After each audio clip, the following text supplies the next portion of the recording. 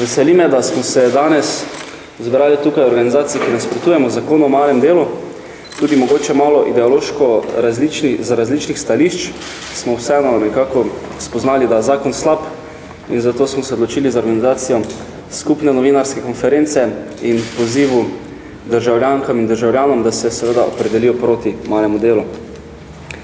Zakon o malem delu se nam zdi zelo slab, medgeneracijsko usklajen. Ne zdi se nam prav, da se v isti koš meče upokojence, študente, brezposelne ter tujce, saj bodo po našem mnenju predvsem študentje tisti, ki bodo tukaj daleč najbolj oškodovani. Zelo dvomimo, da bodo lahko leti opravljali 720 ur na letni ravni, saj bodo neprimerno manj konkurenčni, predvsem zaradi slabših izkušenj, ter seveda zaradi obveznosti na fakultetah, kjer so seveda obvezne prisotnosti. Bo pa tudi problem v tem, da bo veliko delavcev za malo delovnih mest, to pa bo spet privedlo do tega, da bo se enostavno delalo za minimalno urno postavko, torej 3,4 evra neto. Neprimerno se nam tudi zdi, da minister Svetlik ves čas poudarja in primerja študentsko delo z malim delom.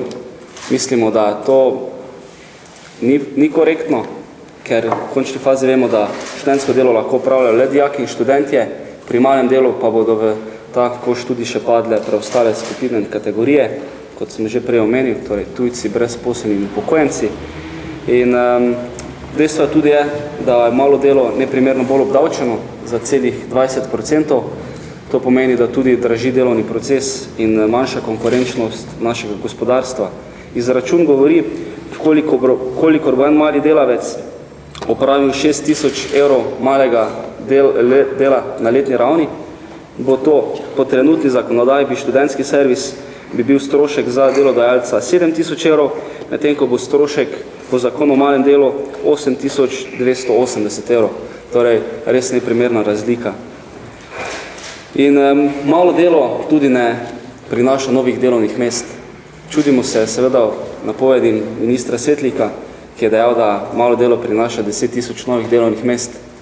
Ampak to so zavrnili predstavniki gospodarstva, Gospodarska zbornica Slovenije in tudi predstavniki vlade oziroma Ministrstvo za javno upravo. In lahko se upravičeno vprašamo, če se ne bo zaposlovalo v gospodarstvo in ne v javni upravi, kje se potem sploh bo. V Sloveniji bo pa tudi letni maksimalni zaslužek padel pod številko 6.535 evrov. To številko ves čas ponavljam, zato ker je to letni prag revščine za enostarševsko gospodinjstvo. Po malem delu pa bodo lahko brezposelni in seveda tudi vse ostale kategorije, ki jih malo delo zajema, zaslužile največ 5.300 evrov neto. Po našem izračunu pa seveda zaradi velike konkurenčnosti in postavke 3,4 evra neto oziroma 4 evre bruto, pa naš izračun kaže, da bo 720 ur po 3,4 evra privedlo tam nekje do 2.450 evrov na letni ravni. S tem denarjem pa težko verjamem, da lahko kdo preživi.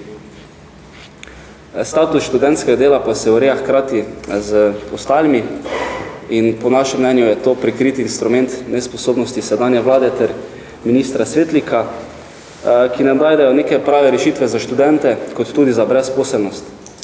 Že v mesecu marcu je zmanjkalo vseh subvencij za samozaposlitev v tem koledarskem letu. In žalostno je to, da je vlada Republike Slovenije v letošnjem letu namenila manj sredstev za samozaposlovanje kot v lanskem letu, kar 3 milijone manj. In brez srednjih zaposlitev se mladi ne bomo mogli osamosvojiti.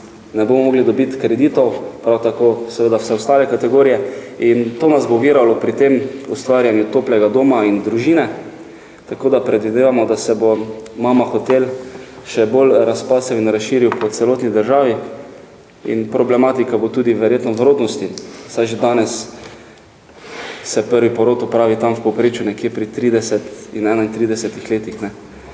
In sami smo tudi predlagali, da se bi pristojnost posredovanja študentskega dela oziroma eventualno tudi malega dela v celoti prenesla na Zavod za zaposlovanje Republike Slovenije, ki pa je izpadel popolnoma nesposoben na celi črti, saj so v letu 2008 izdali celih 400 napotnic za opravljanje študentskega dela. Če bi ta pristojnost šla na Zavod za zaposlovanje, bi se s tem tudi, po moje, kar kvalitetno napolnila državna blagajna in pridobili bi neka pomembna finančna sredstva v boju proti gospodarski krizi. Floskula pa nesmisel pa se nam tudi zdi govoriti o novih štipendijah. Pozdravljamo dejstvo, da se koncesijska dajatev veča iz 3 na 5%, ampak moramo vedeti, da ravno kar zakon o štipendiranju odvzel 16 tisoč štipendij mladoletnim državljankam in državljanom naše države, prav tako pa trenutno 40 milijonov evrov nerazdeljenih sredstev za štipendije, poleg pa še lahko prištejemo 20 milijonov novih nerazdeljenih sredstev. Nihče pa tudi ne pove, da bo Zoisovih štipendistov po spremembah kar za 80% manj. Zakon je prvovrsten natek upokojencev in brezposelnih, ki že lahko zdaj po veljavni zakonodaji opravljajo vsa dela. In res to se nam zdi nesmisel, da se vključuje njih v to delo.